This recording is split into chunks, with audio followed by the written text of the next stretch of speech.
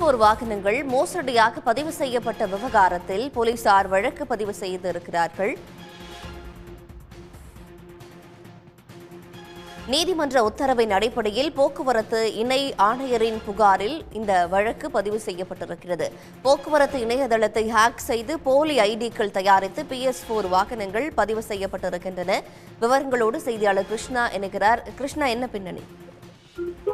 நிச்சயமாக 2017ஆம் ஆண்டு இந்த PS4 வாகனங்கள் என்பது அறிமுகம் செய்யப்பட்டது. PS4 இன்ஜினை பயன்படுத்தி தயாரிக்கப்பட்ட வாகனங்கள் 2020 ஏப்ரல் மாதம் வரை விற்பனை செய்யப்பட்டிருந்தது. அதற்கு மேலாக அடுத்த கட்டமாக சுற்றுச்சூழல் கருதி BS5 இன்ஜின்கள் வர ஆரம்பித்தால் அது தடை விதிக்கப்பட்டது. இவ்வாறு ஏப்ரல் 2020க்கு பிறகு எந்தவித BS4 இன்ஜின்கள் கொண்ட வாகனங்களையும் RTO அலுவலகங்களில் பதிவு செய்யக்கூடாது என்று ஒரு அரசாங்க தடை இருக்கும் பட்சத்தில் தொடர்ந்து இந்த வாகனங்கள் என்பது பதிவு செய்யப்பட்டு வருவதாக ஒரு குற்றச்சாட்டு எழுந்தது. இது தொடர்பாக சென்னை உயர்நீதிமன்றத்தில் தேவதாஸ் காந்தி வில்சன் என்பவர் ஒரு வழக்கு தொடர்ந்திருந்தார். சென்னையில் மட்டுமே ஒரு 300க்கும் மேற்பட்ட வாகனங்கள் BS4 வாகனங்கள் விதிகளை மீறி பதிவு செய்யப்பட்டிருப்பதாக அவர் புகார் அளித்திருந்தார். இந்த புகார் தொடர்பாக அரசு தரப்பிலேயே இது தொடர்பாக நாங்கள் விசாரணை நடத்தி நடவடிக்கை மேற்கொள்கிறோம் என்று தெரிவித்திருந்தார்கள்.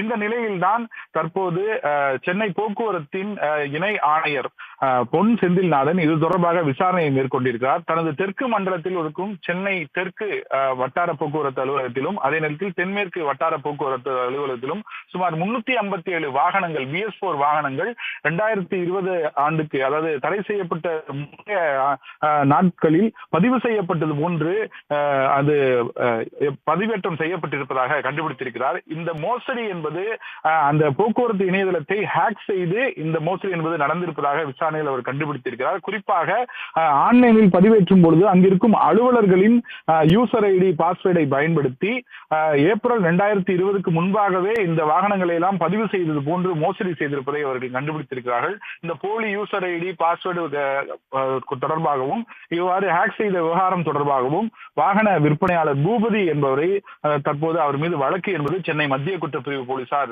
பதிவு செய்திருக்கிறார்கள். இவர்கள் மட்டுமல்லாது இந்த அலுவலகங்களில் இதற்காக உடந்தையாக இருந்த 8க்கும் மேற்பட்ட அலுவலர்கள் மீது தற்போது வழக்கு என்பது பாய்ந்திருக்கிறது.